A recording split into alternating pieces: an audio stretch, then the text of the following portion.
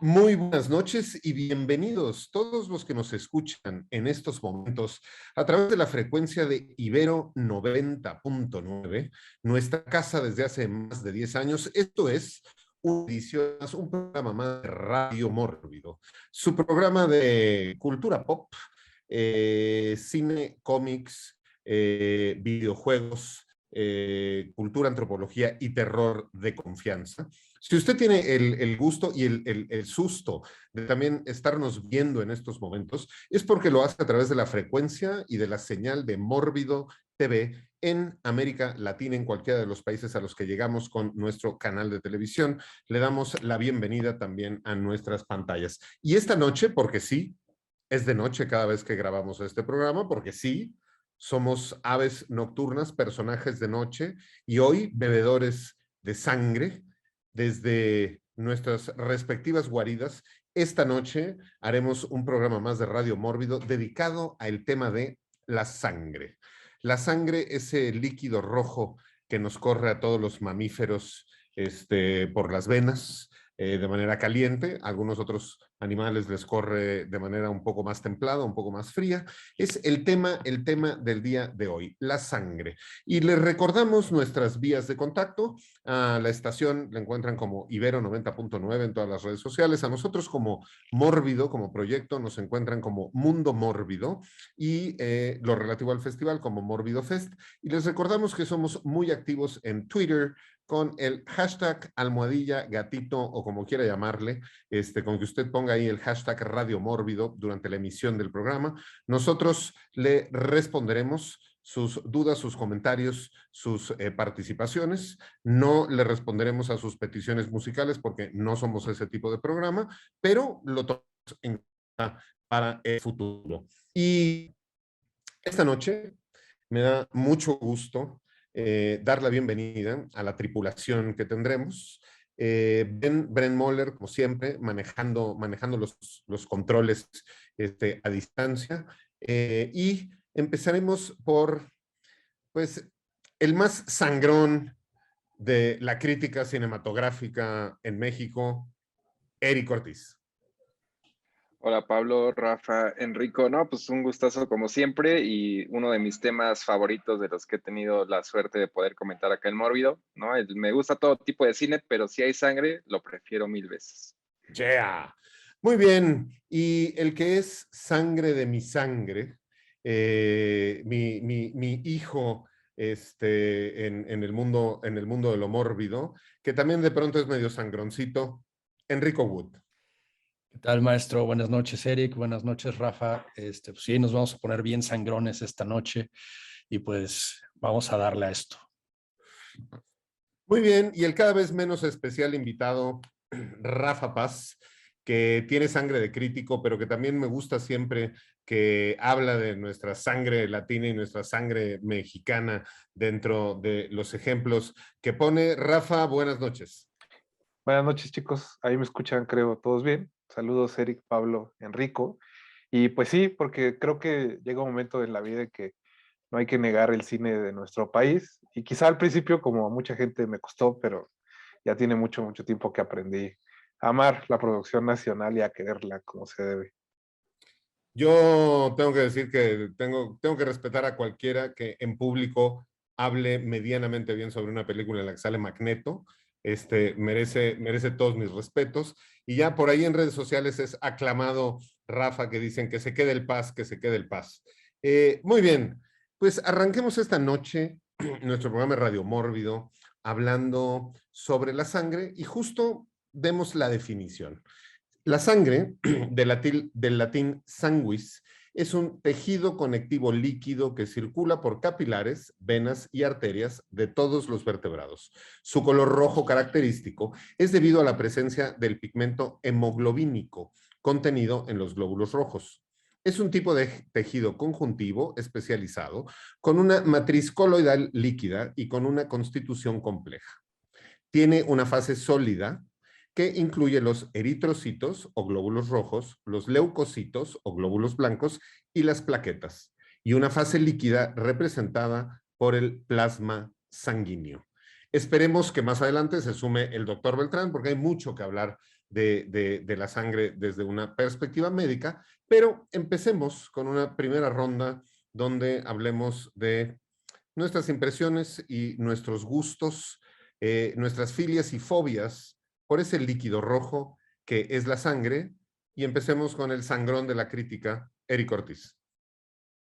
Ahorita decía, ¿no? Que me gusta bastante el cine sangriento y el gore, pero obviamente en la vida real sí tengo malas experiencias, malos recuerdos sobre todo. De niño sí tuve varias descalabradas, pues, y recuerdo mucho que más que el golpe como tal que te duele, es el susto ya de ver la sangre fluir, ¿no? Lo que de pronto sí te choquea y ya es cuando empiezas a chillar, obviamente, de más niño. Entonces, repito, igual ahorita que entremos al tema ligado de los vampiros, pues en algún punto también me han llevado a ver murciélagos en cuevas, y también no es que me den miedo, pero sí no me gusta, sí me pone medio incómodo, y al mismo tiempo, bueno, en cine obviamente todo esto me atrae, pero en la vida real sí no soy muy aficionado. Yeah. Muy bien, Enrico Wood. Yo tengo que decir que la primera vez que vi sangre fue en una película, fue en Robocop. ¿No? Y yo me acuerdo que me enteré ahí que la gente estaba rellena de cosas rojas.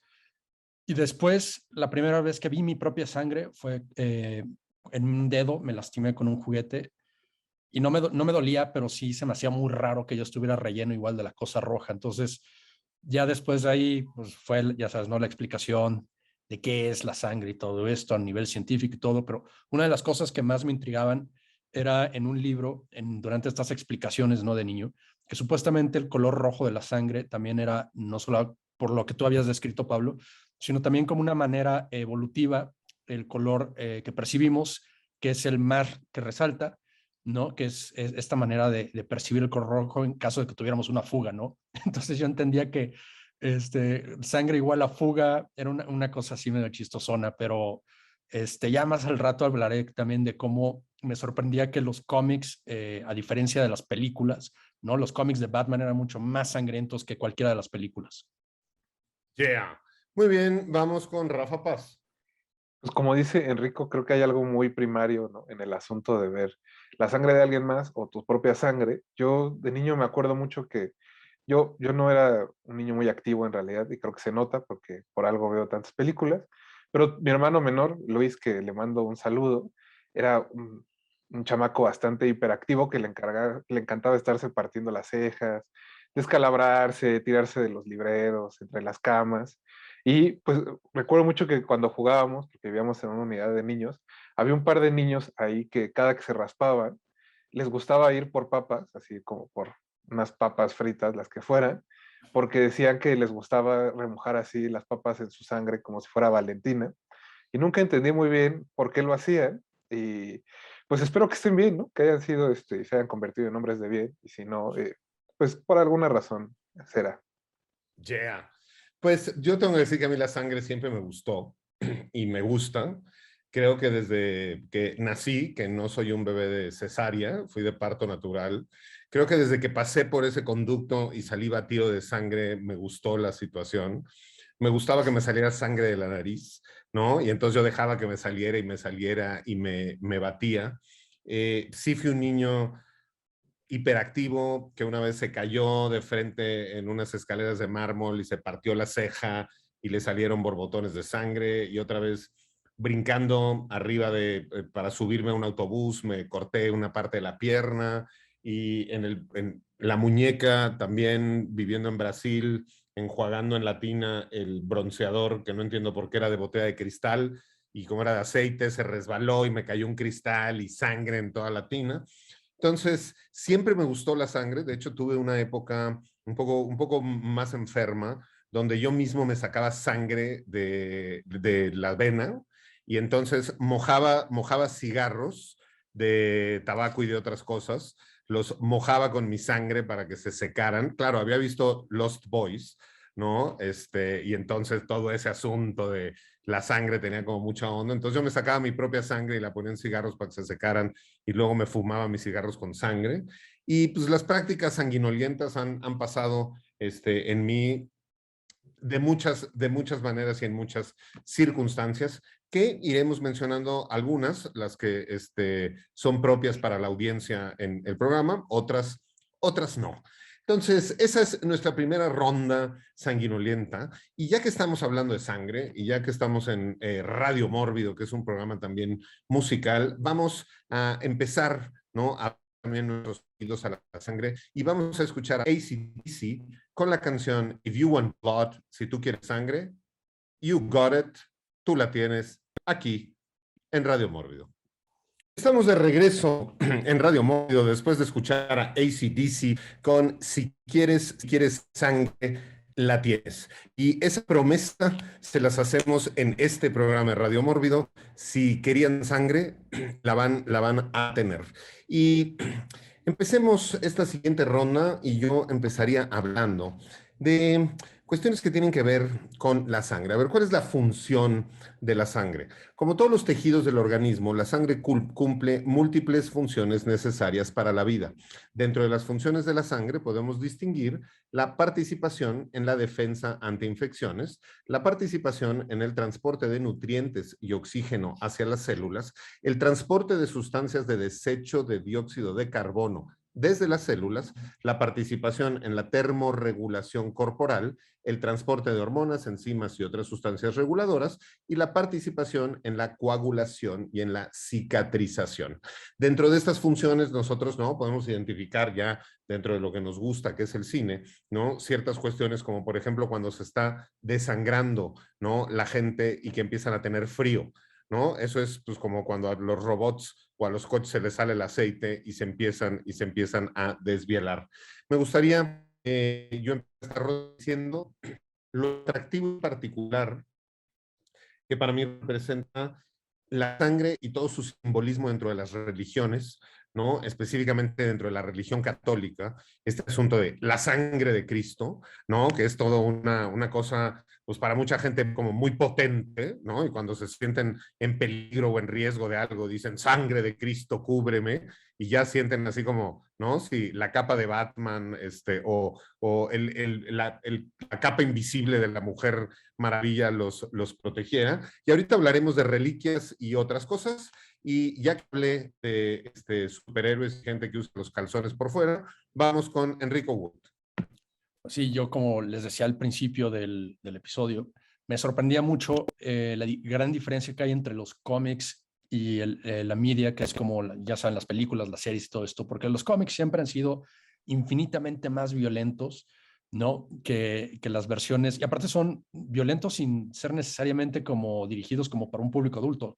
Los normales que son como abiertos a, ya sabes, ¿no? Como chavitos o chavitos de 13 años en adelante, ya incluso ya estaban bastante hardcore. Me acuerdo que cuando empecé a coleccionar cómics, estaba sobre todo la época en la que matan a Superman, ¿no? Doomsday, toda esta onda.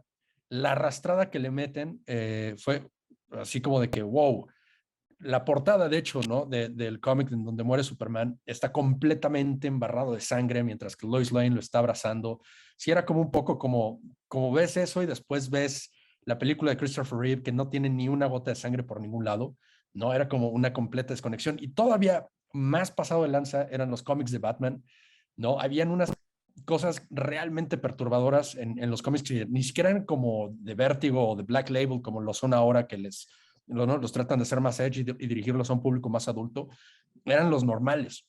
Y me tocó la época de Nightfall, cuando Bane le rompe la espalda a Batman, y habían varios cómics antes de eso, cuando todavía estaba Bruce Wayne, antes de que estuviera inválido y le dejaba todo el changarro a Jean-Paul Valley, ¿no? Y era toda esta onda de que realmente habían cosas que yo decía, wow, o sea, la tinta roja, el color rojo en los cómics estaba en todos lados, ¿no? Y no solamente en DC, también te pasabas a Marvel, habían cómics de Spider-Man donde también se lo madreaban y estaba completamente ensangrentado. Daredevil también era una cosa así. Entonces, esa como diferencia entre los cómics, como que sentía yo que creían que como que nadie los veía, como que nadie los pelaba y que podían como que pasarse de un poco más de lanza con la violencia. Y de este lado, en las series animadas, todo eso lo cuidaban muchísimo porque obviamente tenían como mucho más alcance, ¿no? Entonces, como que desde ese momento entendía un poco esa diferencia de contenido, ¿no? Y de impacto entre las dos. Yeah. A ver, sin duda para mí, específicamente desde niño, una de las escenas más impactantes y que tengo en la memoria y atesoro, ¿no? Con mucho más cariño que cualquier cumpleaños, cualquier Navidad, o cualquier fiesta infantil, es la escena de The Shining, de el elevador, donde están las puertas de los elevadores y que tú estás esperando, esperando, esperando, y de pronto viene este mar absolutamente de sangre que se lleva el sillón y que se lleva todo. Creo que en mi memoria es la escena más sangrienta y primigenia que yo tengo. Creo que es, además, ¿no? Ya está dentro del imaginario colectivo de todos los que nos gusta el cine. O sea, si piensas en una escena sangrienta, es imposible no pensar en esta escena de The Shining, y después en varias parodias que salen en todos lados, incluyendo una con la jarra de Kool-Aid. Vamos con Eric Ortiz. Digo, antes de entrar de lleno ya al gore y grandes exponentes de esta arte cinematográfica, y subiéndome un poco al tren de igual de no solo hablar de películas de cómics, pero ahora que estaba repasando la trilogía de Sam Raimi de Spider-Man, ahora que obviamente ya estamos a nada de que salga No Way Home, hay una escena clave en la 1 que tiene que ver con una gota de sangre. Es de las grandes secuencias más de tensión como dramática. Obviamente Willem Dafoe pues es un gran actor, ¿no? Entonces va a descubrir, está a punto de descubrir quién es realmente Spider-Man, ¿no? Obviamente Peter Parker, y es una gota de sangre lo que suma a esta sospecha, ¿no? Alcanza a escapar ahí en su departamento, bueno, en su cuarto, y eventualmente ya en la cena, que es una cena de Día de Acción de Gracias, es precisamente la sangre en la camisa lo que lo delata y une todo, ¿no? Toda esta herida y demás, pero es una secuencia, repito, muy, muy dramática que creo que más o menos lo replicó ahora Michael Keaton, ¿no? Como villano en las nuevas de Spider-Man, pero en general como que en lo personal no, esas del MCU le falta ese tipo de secuencias para mí. Yeah.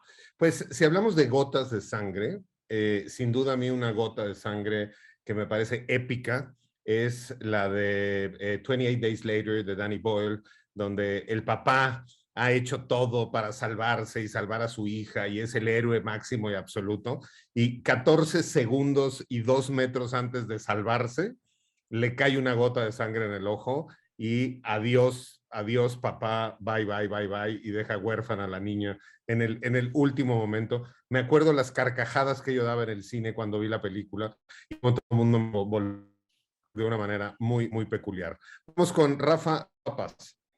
Pues ya que Pablo estaba mencionando La sangre de Cristo, creo que vale la pena traer a la mesa una de las películas más sangrientas que se han producido en el cine norteamericano, que es precisamente La Pasión de Cristo de Mel Gibson, un cineasta que tiene un gusto particular por el martirio, o incluso las películas en las que él participa y no tanto, digo, y también las que él dirige, ¿no? Todos sus personajes principales tienen que sufrir algún castigo corporal para poder salvarse o para alcanzar una especie como de beatificación, ¿no? Como pasa en Corazón Valiente, por ejemplo. Pero creo que precisamente en La Pasión de Cristo se superó en esta fijación de que solo la santidad se alcanza a través del dolor, y incluso hay una escena muy famosa, ¿no? Del detrás de cámaras que ahora es un meme donde Mel Gibson le está explicando a Jim Caviezel algo, y Jim Caviezel está lleno de sangre de pies a cabeza, y pues siempre me ha parecido extraño, ¿no? Que la cristiandad necesite de eso para cierta validación, y bueno, en especial esa película, que alguien haya decidido hacer una versión gore de La Pasión de Cristo, porque me sigue pareciendo muy, muy interesante, y creo que incluso permite que los que son ateos lo disfruten bastante. De hecho, es una película que yo disfruté bastante. No la hubiera visto si no hubiera tenido esas reseñas donde hablaban de todo el gore y la sangre. Y creo sin duda que es una película fundacional de un nuevo subgénero dentro del cine de terror, que es el biblical gore, ¿no? Es Biblical Gore, que esta habrá sido una de las primeras, y después ya por ahí tenemos una que se llama Feast of Jesus, ¿no? Que es una película donde pues Cristo falla y hace toda una pandemia zombie, ¿no? Después de Lázaro, y entonces pues tiene que ir a matar a todos estos zombies, pero sin duda, gracias Mel por esa película. Y dentro del catolicismo, ¿no? La sangre es sumamente importante, sobre todo la sangre de Cristo. De hecho, hay basílicas y hay abadías y hay iglesias construidas completamente para resguardar lo que dicen que son reliquias de la sangre de Cristo, ¿no? Está la Santa Sangre de la Abadía de la Trinidad, la Santa Sangre de la Basílica de la Santa Sangre en Brujas, la Santa Sangre de Saint-Chapelle en París, la Santa Sangre de la Iglesia de Santiago, que está en Rotemburgo, ¿no? Y en todas estas hay pedazos de tela o fragmentos donde se supone que está embarrada ahí la sanguaza y el plasma y los glóbulos de Jesus Christ Superstar. Por ahí también hay otras reliquias que son unos como cirios, frascos con sangre que cada cierto tiempo se vuelven, ¿no? Se vuelven a coagular. Y La de los papas también, ¿no? Que cuando se claro, muere un papa le sacan toda la sangre y la guardan para hacer reliquias, ¿no? de hecho, en el año pasado se robaron, ¿no? La reliquia de la sangre de Juan Pablo II, ¿no? No sé si está en Mercado Libre o si está ahí por algún lado, pero si usted tiene a bien ver la sangre de Juan Pablo II y comprarla, en el Museo de Mórbido se la aceptamos sin duda con mucho gusto. Vamos a esta siguiente ronda y empecemos esta siguiente ronda con Enrico Wood. Ahora que estabas mencionando las reliquias que contienen la sangre, ¿no? De estos santos y todo, y de los papas. Ahí está esta película, claro, de Tales from the Crypt, la de Demon Knight con Billy Zane, donde es un caballero del infierno que está en busca de esta reliquia que contiene la sangre de Cristo, ¿no? Que la agarraron justo en el momento en el que le clavan la lanza. Y la sangre de Cristo la pueden utilizar como defensa, como un escudo, ¿no? Cuando este demonio invoca a sus esbirros, que son otros demonios ahí que están mucho más monstruosos, y estos cuates que se resguardan igual son como un motel de paso en medio del desierto, utilizan la sangre y la ponen en las puertas, ¿no? Y como que la sangre se multiplica, cobra vida y crea un escudo en todas las puertas y los demonios no pueden entrar, ¿no? Entonces, es una película que me late bastante. Lástima que la siguiente que hicieron, que era Bordel de Sangre, también, Bordel of Blood, no está tan buena como Demon Knight, pero Demon Knight está bastante divertido, sobre todo por Billy Zane. Ya. Muy bien, estamos en Radio Mórbido por Ibero 90.9 y en imagen a través de Mórbido TV para toda América Latina, hablando sobre la sangre y ya de lleno entrando al asunto de las películas y la cultura pop. Y sin duda hay muchas películas donde la sangre es un elemento crucial y esencial. Podríamos hablar evidentemente de todas las películas de vampiros en lo general, pero a mí me parece que en particular vale la pena mencionar una película que fue transgresora en su momento, donde pues había como un rave, como una fiesta, ¿no? Hablando de hate, y ese era como antro vampiro, donde tenían todos estos aspersores como para incendios, y que en el momento, ¿no? Donde en un año normal saldría, ¿no? Como la espuma o los papelitos plateados o el humo, aquí por los aspersores contra incendios salía sangre que bañaba a todo mundo y empezaba literalmente la orgía de sangre en la fiesta. Blade en su primera entrega y en todas sus entregas ha tenido que ver, ¿no? Como siempre están buscando ver pues, la sangre del negro que se puede salir bajo el sol, cómo la hacen negocio, cómo la hacen vacuna, cómo funciona, siempre le están ahí tratando de sacar su sangre al Blade. Vamos con Eric Ortiz. Pues igual mi aportación al tema religioso y mezcla con la onda ya del vampirismo. Es la más reciente miniserie de Mike Flanagan, que se llama Misa de Medianoche. Ahí está en Netflix y tal cual digo, nunca mencionan creo que la palabra vampiro como tal, pero es una obvia, ¿no? Es obviamente que estamos lidiando con vampiros y es un padre, el vampiro principal, que tal cual de ahí toma el título la serie. Hay un punto en el que pues obviamente no puede salir a la luz del sol y tiene que dar su misa, obviamente a la medianoche, y tal cual quiere que todo el pueblo prácticamente también sea vampiro, ¿no? En una onda clásica, ¿no? De buscar la inmortalidad, y les empieza a dar, ¿no? Esta onda de la sangre de Cristo, que es vino, supongo, por lo regular. Aquí sí es tal cual sangre, pero de vampiro, ¿no? Entonces se crea, digo, spoiler alert ya más o menos ahí, como porque también se tarda un rato en llegar a eso, que es lo mejor de la serie, porque también de pronto esas miniseries de Flanagan sí, ¿no? Se toman su tiempo y es bastante drama y hay unos diálogos, ¿no? Y sermones entre los personajes y demás, pero vale la pena aguantar ahí, son como 8 horas, se pone bastante bien. Yeah. Muy bien, pues digo, imposible no recordar Thirst de Park Chan-wook si hablas de un sacerdote y de vampirismo, y sobre todo una escena muy simpática donde por la culpa que tiene el padre de tener que estar chupando sangre, pues se mete a este hospital y busca al paciente más gordo, ¿no? Y entonces dice, bueno, pues es que él tiene más sangre que los normales, y se pone a chuparle la sangre al gordo. Y como dato cultural y científico es la cantidad de un adulto, o sea, la cantidad que un ser humano adulto tiene de sangre es de 4.5 a 5.5 litros, llegando en los varones de talla más grande hasta 5.6, 6 litros en promedio. El doctor Beltrán en algún momento tenía una columna dentro de la página de Mórbido que se llama Ciencia versus Ficción, donde justo hablaba y analizaba que para las escenas como las de Kill Bill y otro tipo de escenas donde te cortan, ¿no? La carótida o la yugular y salen 14 litros de sangre durante 5 minutos, pues él decía, bueno, pues tendrían que ser, ¿no? Humanos que pesaran 400 kilos, que tuvieran, ¿no? 27 litros de sangre, que además tuvieran 4 corazones para que pudiera tener, ¿no? La suficiente presión para el chisguete, porque pues no todo lo que usted ve en el cine es como es en la vida real. Vamos con Rafa Paz.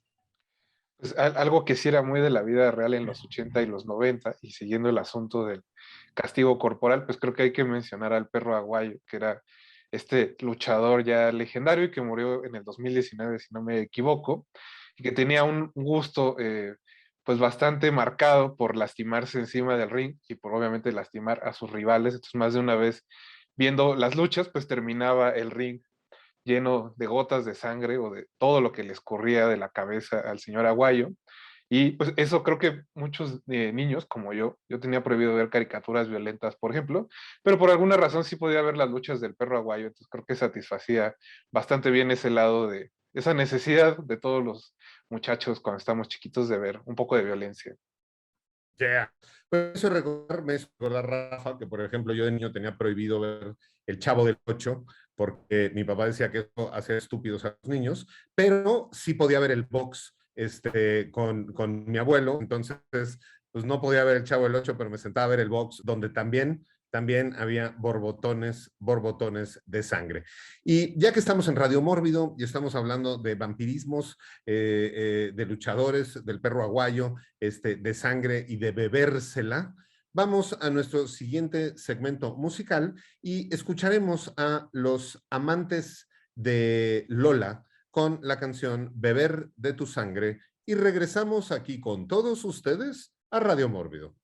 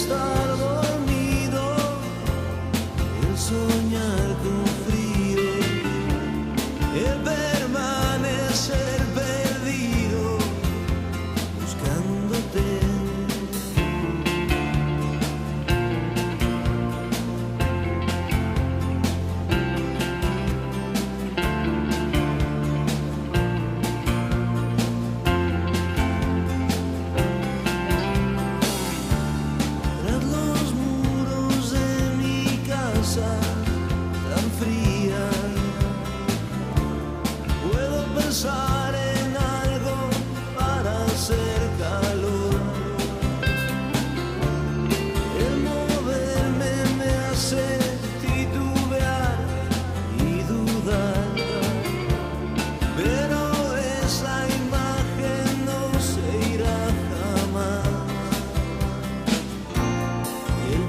pensar en ti me hace recordar el encanto que provoca tu fragilidad. Quedarme sentado aquí me puede congelar. El hablar de ti me puede delatar. Podría gritar que me dejes beber de tu sangre. Podría gritar que me dejes beber de tu sangre. Podría gritar que me dejes beber de tu sangre. Podría gritar que me dejes beber de tu sangre.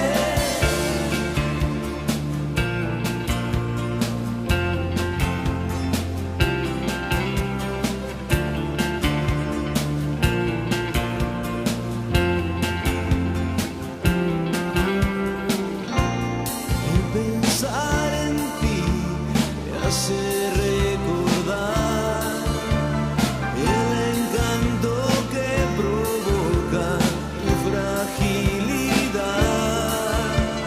Quedarme sentado aquí me puede congelar.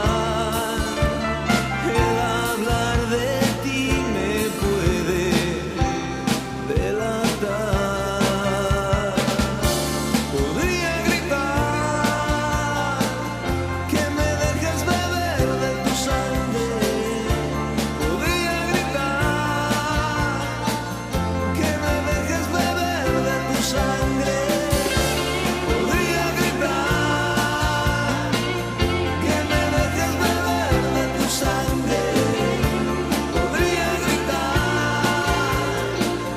que me dejes beber de tu sangre. Podría gritar que me dejes beber de tu sangre. Podría gritar que me dejes beber de tu sangre. Podría gritar que me dejes beber de tu sangre. Podría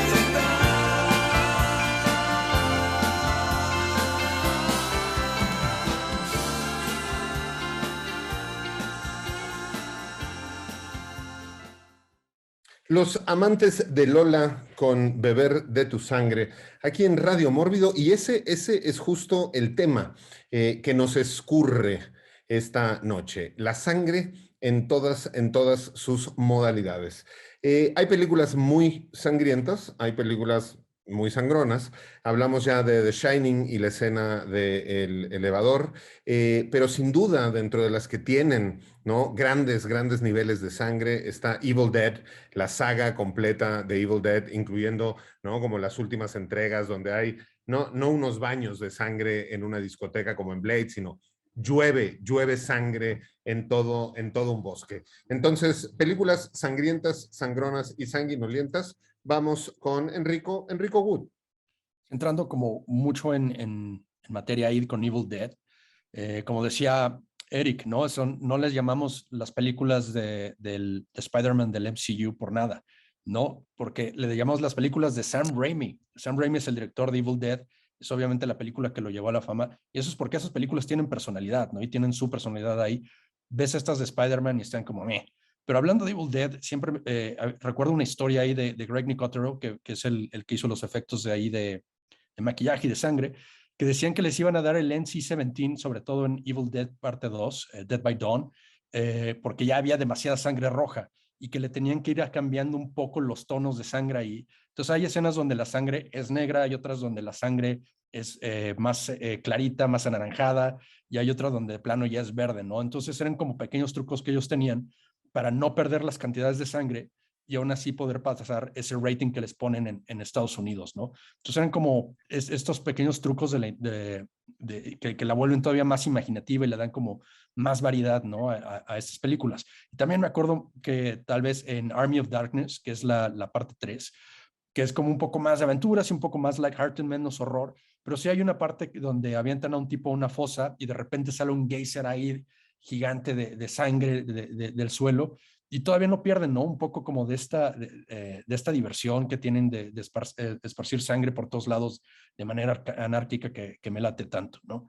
Y también volviendo un poco ahí a lo de los vampiros, cuando hablabas de Blade, pues no olvidamos que Blade 2 también es genial, ¿no? Hay una alberca de sangre que es como, no puedes superar el rave ese de los vampiros, pero sí tienes una alberca que parece Kool-Aid, como tú decías, lo del el gordo la vasija de Kool-Aid, donde Blade cae a la fosa y emerge como un dios de sangre, ya con sus superpoderes de Daywalker ahí listo para madrear gente, ¿no? Cosa que me lleva otra vez al MCU de Marvel. Se anunció que van a hacer una nueva de Blade y yo dudo mucho que vaya a estar tan buena como las Blades que conocemos porque son PG, son restricted, son R-rated, pueden tener todas estas cantidades de sangre masivas, mientras que estas del MCU, sinceramente dudo que vaya a haber sangre en ningún lado. Pues ya que tocamos el tema de la sangre de colores, yo pienso inmediatamente en dos cosas. La primera es en cine blanco y negro, donde pues la sangre no tenía que ser roja, porque pues nada más había como dos colores, y particularmente pienso en una anécdota que me contó personalmente George Romero en una entrevista donde nos contaba que en Night of the Living Dead, en realidad usaron vísceras reales, porque uno de los socios accionistas de la película era un packer de carne, ¿no? Un señor que tenía empacadoras de carne, entonces que todas las vísceras que usan en la película son reales, pero que toda la sangre es jarabe de chocolate, ¿no? Justo para que además pues tuviera el tono suficientemente oscuro para fotografiar bien. Entonces, en Night of the Living Dead, la sangre es chocolate. Y en este asunto de la sangre de distintos tonos, pues sin duda también habría que mencionar Sin City, donde de pronto la sangre es amarillo huevo, ¿no? Y hay estas escenas donde escurre lo que parece yema de huevo, pero es sangre. Vamos con Eric Ortiz. Igual ya que estamos en esta onda de como el detrás de cámaras, yo iba a mencionar una historia relacionada con con lo que decía Enrico, en cuestión ahora de Taxi Driver, que también es infame porque, bueno, los efectos de sangre y demás los hizo un maestro que se llamaba Dick Smith, ¿no? Ganador del Oscar y que también fue bastante revolucionario, ¿no? Y creó una sangre bastante realista para Taxi Driver y sobre todo el final, ¿no? Pues tal cual Travis Bickle, ¿no? Ya bañado en sangre, le otorgaron una clasificación X, ¿no? Entonces igual el estudio que era Columbia Pictures le dijo a Scorsese, necesitamos la clasificación R, ¿no? Lo que hizo Scorsese ya, digamos, prácticamente fue nada más quitarle un poco la saturación al color y entregar la misma película y con eso ya fue suficiente, pero hay una leyenda como urbana, que incluso Tarantino la llega a mencionar, de que Scorsese toda una noche se emborrachó y estaba planeando, casi como convertido en Travis Bickle, estaba planeando asesinar al ejecutivo de Columbia Pictures, porque este tipo le decía, no, a mí no me importa tu película, no, que sea una obra maestra, ni mucho menos, tú la vas a tener que cortar y me vas a tener que entregar, ¿no? La clasificación R, como sea, y que toda una noche, repito, es como más leyenda urbana y hollywoodense, que sus amigos hablaron con él y demás, eventualmente pues ya encontró la solución y no lo tuvo que matar, pero como decía Tarantino, es de estas historias que quieres que sea real, ¿no? Scorsese una noche ahí contemplando asesinar al ejecutivo por salvar Taxi Driver. Yeah. Muy bien, Rafa Paz.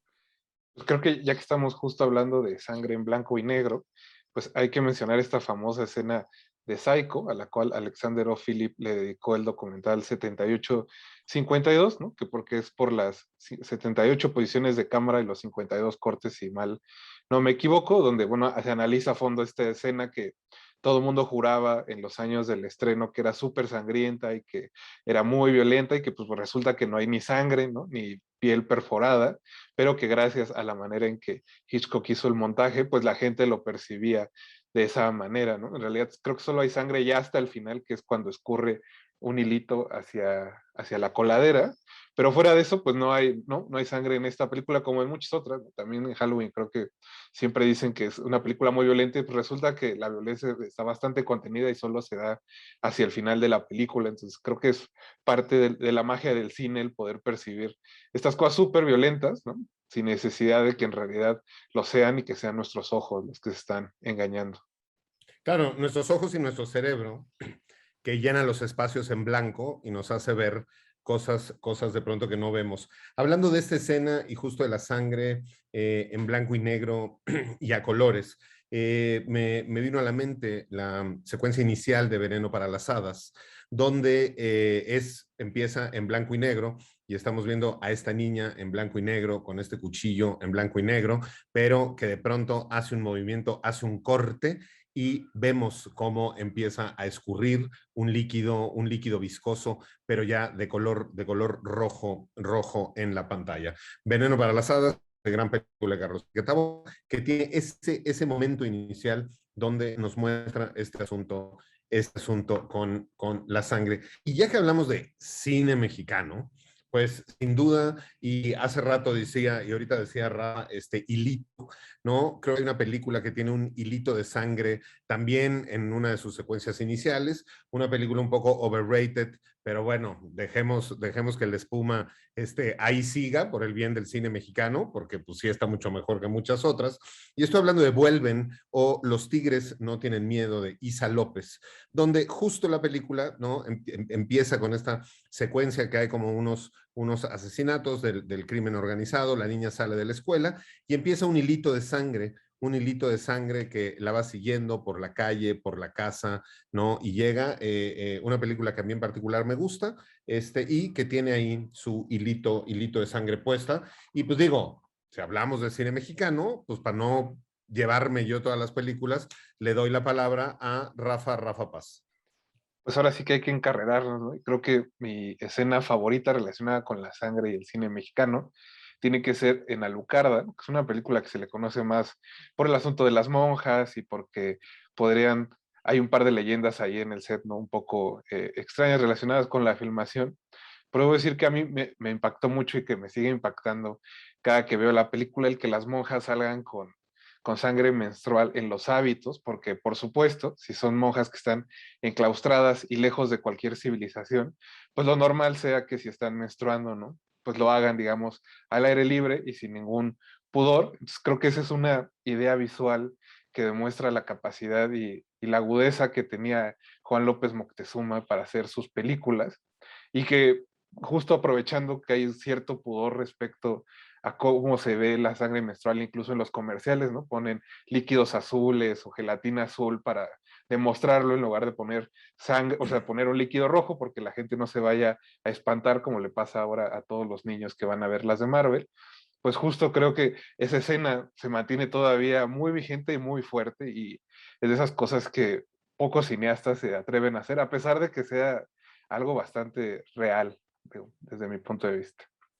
Pues digo, regresando más adelante en el programa, igual podríamos tocar todo este tema que tiene que ver con la sangre menstrual, porque es muy interesante y muy importante a nivel cultural en las distintas periodos históricos, en las distintas culturas, cómo se percibe todo este asunto de la sangre menstrual. Yo, dentro del cine mexicano, me gustaría mencionar una película, no es solo poco conocida, creo que más bien es completamente desconocida, que se llama La Mancha de Sangre, ¿no? Y es una película de 1937, el director se llama Adolfo Best Moagard, y justo es una película que habla, ¿no? de un burdel y unas relaciones amorosas que se dan dentro del burdel, pero el burdel se llama La Mancha de Sangre, ¿no? Muy apropiada con toda esta cuestión y lo hemos visto en muchas películas, de cómo cuando se mancha la sábana con sangre, quiere decir que la mujer ya está lista para procrear, etcétera. Entonces, esta película, La Mancha de Sangre, pero sin duda,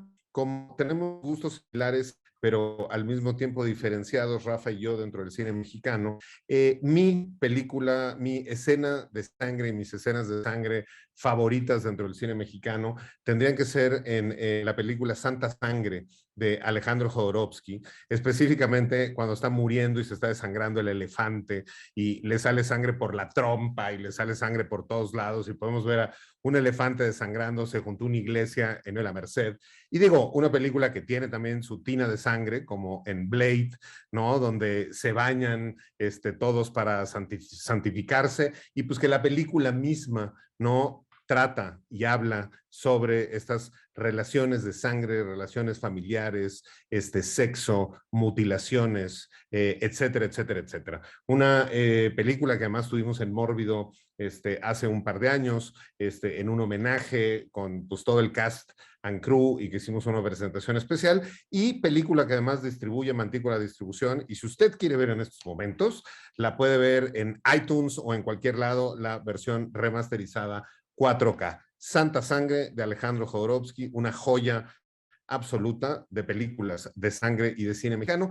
Y diciendo esto, vámonos a nuestro siguiente segmento musical a escuchar una pieza escrita por Simon Boswell, que hizo el soundtrack de Santa Sangre, y vamos a escuchar justamente El fin del mundo de Santa Sangre, Simon Boswell, Alejandro Jodorowsky, Radio Mórbido, y regresamos.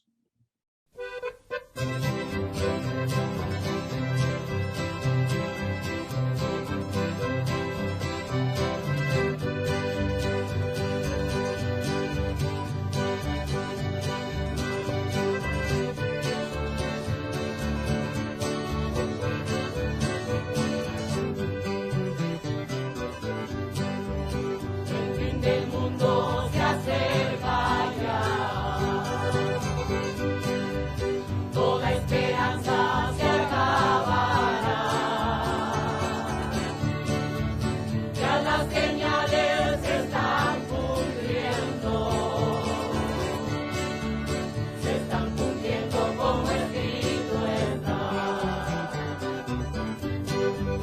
Querido amigo, Lirio te llama.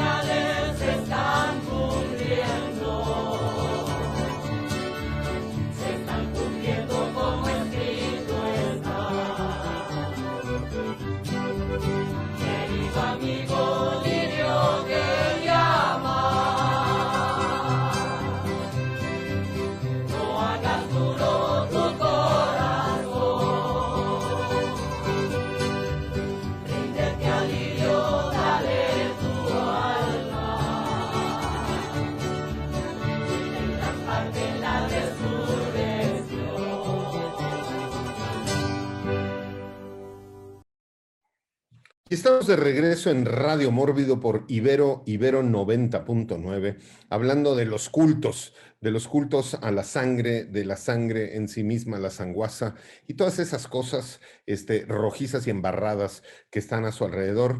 Y no puedo dejar de pensar en una película que pasó mucho sin pena y sin gloria. Nosotros tuvimos en Mórbido una proyección en 35 milímetros todavía, una película que se vio atrapada en una fusión de estudios cuando New Line Cinema fue vendido, y estaban justo a punto de estrenar The Midnight Meat Train, el tren de la carne de la medianoche, que tiene unas escenas adentro de los vagones extremadamente sangrientas, que yo no había visto escenas adentro de un vagón de metro o de tren tan sangrientas hasta que llegó Sadness a las pantallas este año, pero previo a Sadness, sin duda, de Midnight Meat Train, y podríamos pensar también en Train to Busan, que tiene ahí toda una serie de cuestiones, pero mi comentario va para el tren de la carne de la medianoche, y vamos con Enrico. Ahora que estaban hablando de cine mexicano, no olvidemos, claro, la ópera prima de Guillermo del Toro, que es Cronos, que a mí, yo la primera vez que la vi, no me quedaba todavía la idea de que era una película de vampiros, ¿no? Porque no es una película de vampiros tan inusual, ¿no? rompe un poco ahí con las reglas, sobre todo porque es un mecanismo con un insecto en el interior lo que te provee con la vida eterna, ¿no? Y no es tan obvio, ¿no? Que es entre más va avanzando la película, más te vas dando cuenta que sí es una película de vampiros, hasta el final cuando le dice, bueno, lo que pasa es que el ingrediente secreto para que no mantengas esto que te está dando el insecto es que beba sangre, ¿no? Y en este momento este cuate, Jesús Gris, ¿no? Empieza a beber la sangre de este millonario que está interpretado por Claudio Brook y ya, ¿no? Ella es el deal y es una película de vampiros. Pero también me recuerda un poco a una película que está muy olvidada y que a mí se me hace muy interesante. Es una película con Jude Law que se llama The Wisdom of Crocodiles, La sabiduría del cocodrilo, y creo, mira, Miramax cuando la compró le pusieron Immortality, y es un vampiro en Londres, interpretado por Jude Law. Me acuerdo que los trailers lo anunciaban más como si fuera un thriller sin nada sobrenatural, como si fuera un asesino en serie tal vez, que mataba a las mujeres que enamoraba. Y sí, va por ahí porque un vampiro, al fin de cuentas, es un asesino en serie, ¿no? Nada más que la diferencia aquí es que es muy ambigua la película, te da a entender todo con detalles, ¿no? Qué tan viejo es este cuate, que por cierto, el vampiro que interpreta Jude Law se llama David Gersh, supuestamente es un vampiro polaco que vive en Londres, y lo que él hace particularmente con la sangre es que no necesita beber sangre todo el tiempo, solamente debe de tomar sangre específicamente de una mujer que él logra enamorar, ¿no? Entonces, es que tiene un diario en donde él escribe lo que a estas mujeres les gusta, lo que piensan, y se vuelve como el amante perfecto hasta que ellas ya están completamente rendidas a los pies de este cuate, ¿no? Y es cuando ya puede beber la sangre de estas personas, es el amor en la sangre, no es lo que, como él describe en la película, es lo que lo puede mantener vivo.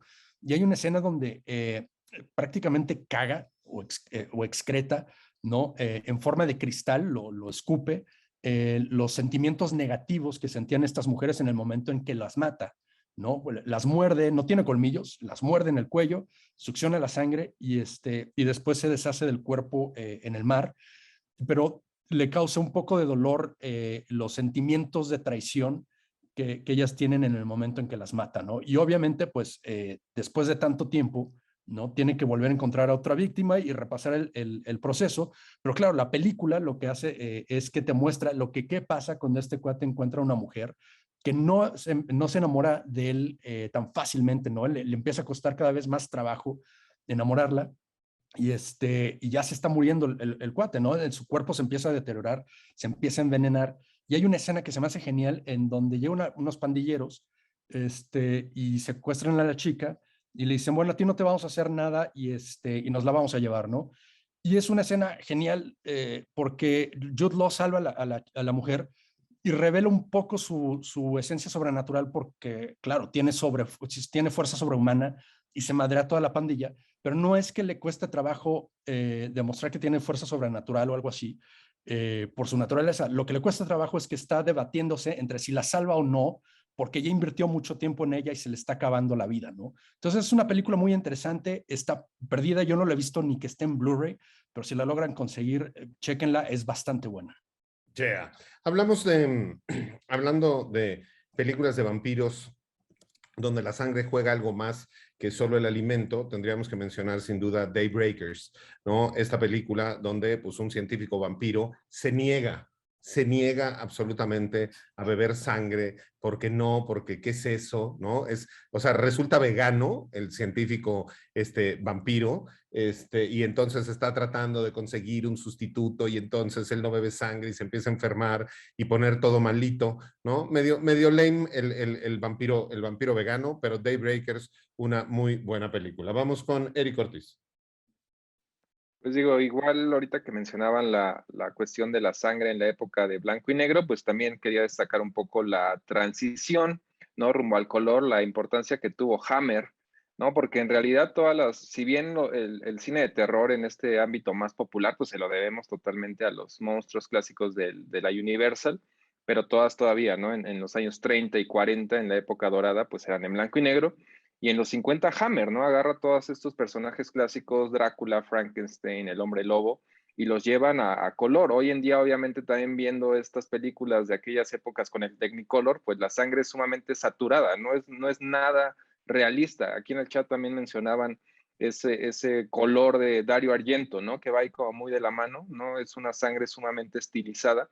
pero aún así, sobre todo digo, a mí me encanta Argento también, pero regresando al punto de Hammer, este impacto que causó en las audiencias, ¿no? Se dice que era como prácticamente de las primeras ocasiones, sobre todo en el cine de terror, que la audiencia veía la sangre color rojo, ¿no? Como, repito, las otras en blanco y negro, entonces por eso también fue un gran relevo natural, ¿no? Generacional, las producciones de Hammer en los años 50. Christopher Lee, obviamente.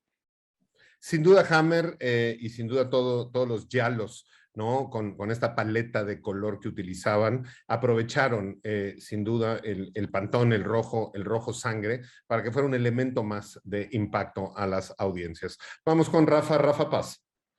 Pues sumando a lo del cine en blanco y negro y a lo del cine mexicano, yo quería mencionar una película que se llama La Gota de Sangre, de Chano Burbueta, del que ya hemos hablado bastante aquí en Radio Mórbido.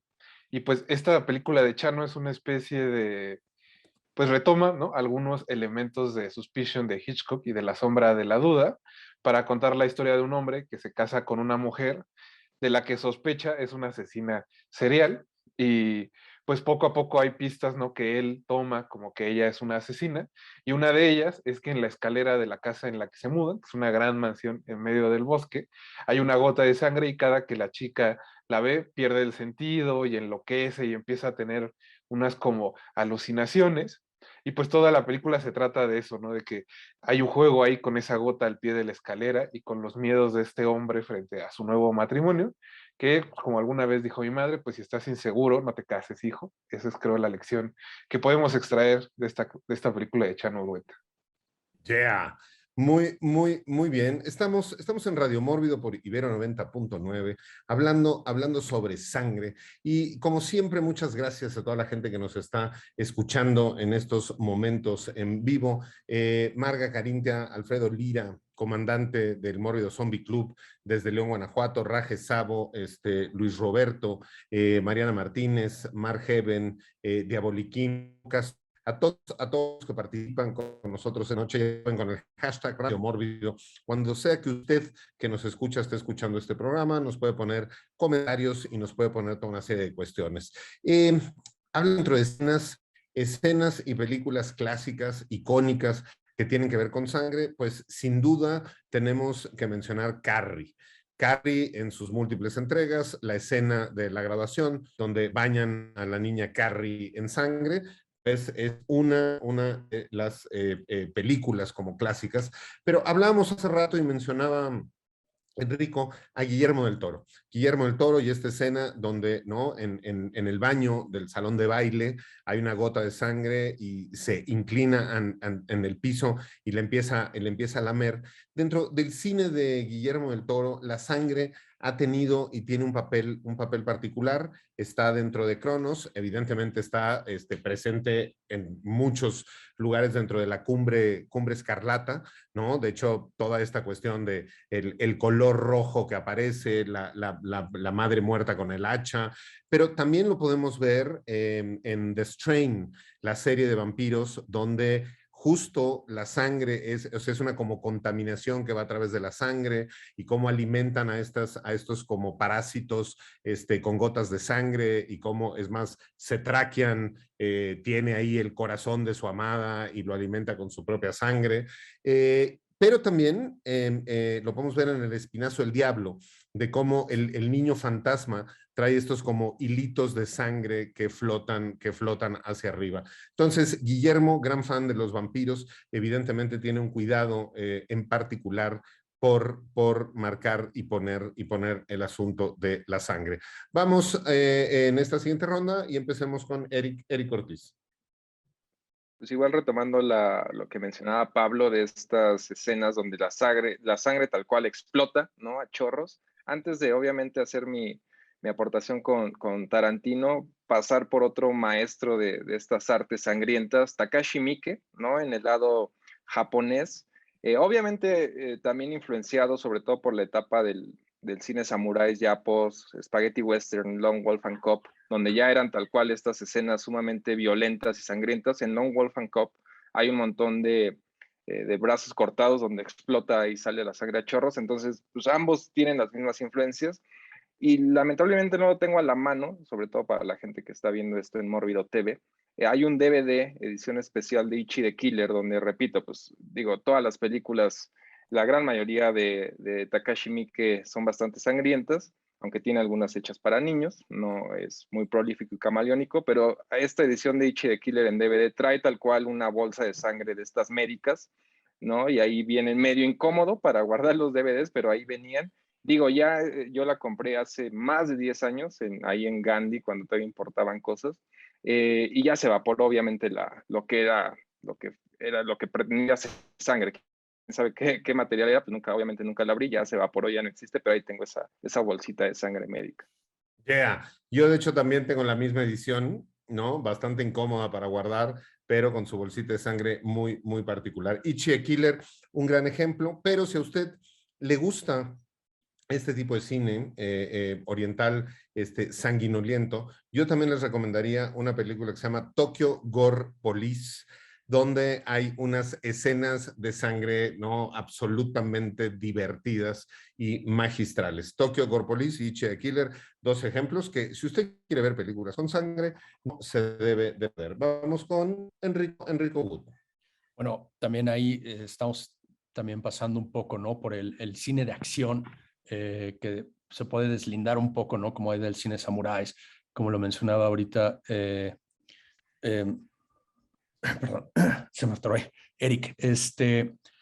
Y a mí lo que me gusta mucho en el cine de acción es que sean clasificación restricted o C, ¿no? Como en México. Y los squibs son este mecanismo que contiene la sangre, ¿no? Los explosivos, donde se liberan en el cuerpo. Últimamente están empezando a usar como más CGI o imágenes por computadora, ¿no? Porque se supone que es como un dolor de cabeza usar squibs y sangre práctica, ¿no? En los sets, porque son cambios de ropa, tienen que limpiar el set y tienen que volver, ¿no? Pierden un poco de tiempo ahí y la sangre digital como que les da un poco de ventaja, pero nunca va a ser lo mismo, ¿no? Ese efecto. A mí me agrada mucho que se utilicen los squibs y yo creo que uno de los grandes que ha utilizado los squibs de manera magnífica es Paul Verhoeven. Vimos Benedetta hace poco, ¿no? De Paul Verhoeven en su etapa ahorita transgresiva europea, que también tiene cubetadas de sangre ahí, sobre todo con los estigmatas ahí que le tocan a Benedetta, pero obviamente cuando nos vamos a los tiempos de Robocop, Total Recall, Starship Troopers, es como pura magia ahí el uso de los squibs. Y yo no sabía, de hecho, que Robocop tenía una versión del director. De hecho, porque según yo, todas las versiones que yo había visto de Robocop eran las mismas. Pero como había dicho al principio del programa, la primera vez que yo me enteré que estábamos rellenos de cosa roja y la primera vez que vi sangre en una película fue en Robocop. Yo tenía como unos 5 o 6 años y fue sobre todo en la escena donde ED-209, el robot rival de Robocop, de No CP, se le van las cabras y empieza a balear a un ejecutivo en la sala de juntas, ¿no? Y supuestamente en la versión del director, en el corte del director, esa escena dura un poco más y ya que está completamente molido el cuate de tiros, pues le sigue disparando más, ¿no? Que se cae sobre la maqueta de Detroit, del nuevo Detroit que están planeando hacer, y salen más borbotones de sangre, ¿no? Y estas son, claro, los squibs que utilizan ahí. La cosa es que también tienes que proteger un poco a los actores, les tienes que poner como unas capas para que el impacto no los lastime también con los explosivos. Cuando utilizas cantidades no tan grandes de estos mecanismos en el cuerpo. Y también eso me recuerda a Total Recall con Arnold Schwarzenegger, también de Paul Verhoeven, que filmaron aquí en México. Hay una escena que siempre que me encanta, sobre todo con el uso de los squibs, que están persiguiendo a Arnold Schwarzenegger, a su personaje ahí, en una escalera eléctrica, y utilizan de escudo a un pobre cuate que estaba pasando por ahí, que no tenía nada que ver con nada, lo agarra de escudo, y recuerdo que como también le salen los squibs, y el cuate sufre y se lo avienta luego a la gente. Entonces yo extraño mucho que utilicen los squibs en el cine.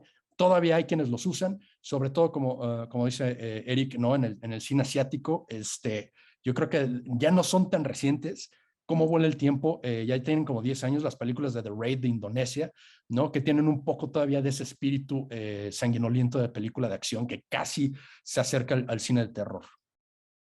Yeah. Pensé también ahorita en esta película de Ninja Assassin, ¿no? Donde también tiene todas unas muy buenas escenas de sangre. Y ya que estamos, ¿no? Hablando de cómo sangran por todos lados las personas, ¿no? Cómo cuando les cortan pues, sus distintas partes, les salen borbotones de sangre. Sin duda me acordé de Drácula de Andy Warhol, que tiene unas escenas como bastante simpáticas de chorrear sangre. Seguro regresaremos a hablar de el mundo de Kill Bill y el mundo de Tarantino en todas sus películas que tienen que ver con la sangre, pero ya que hablamos de cómo le sale a la gente sangre por todas sus partes, vámonos a nuestro siguiente segmento musical y en esta ocasión toca escuchar a Alaska y Dinarama con Perlas Ensangrentadas y regresamos con todos ustedes aquí a Radio Mórbido.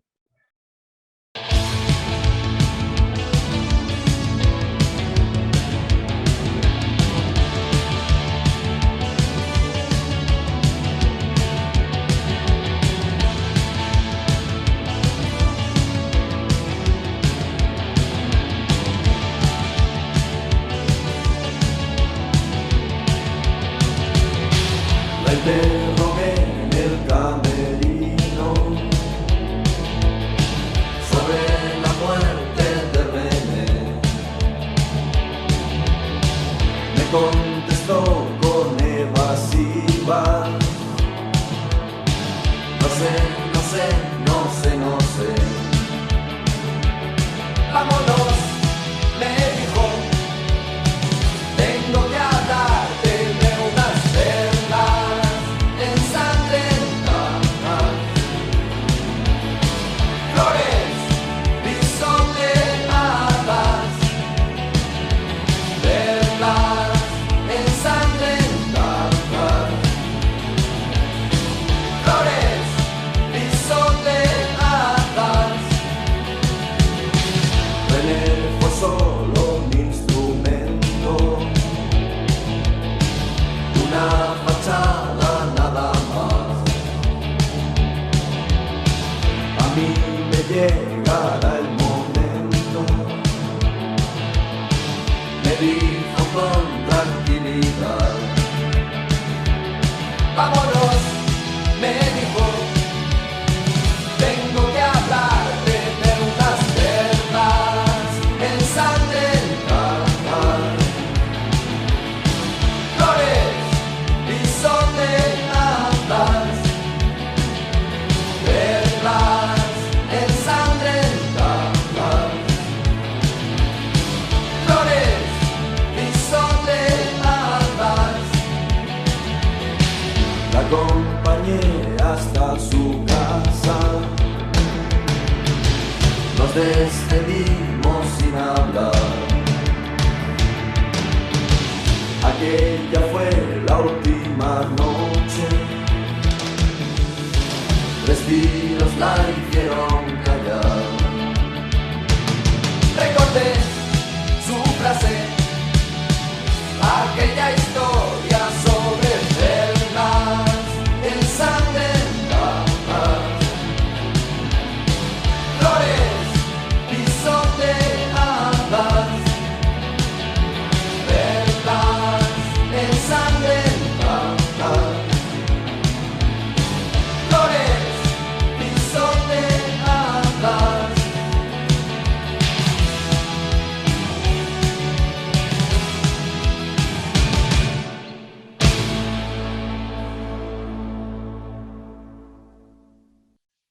Pues esto fue Alaska y Dinarama con Perlas Ensangrentadas, que pues nos habla de cómo te sangran algunas partes cuando te las cortas para, específicamente en este caso, cambiar de sexo. Está usted escuchando Radio Mórbido por Ibero 90.9 o viendo Radio Mórbido a través de Mórbido TV. Y vamos a seguir hablando de sangre y empecemos esta siguiente ronda. Y como creo que el universo tarantinesco sanguinoliento es amplio, empecemos con Eric Ortiz.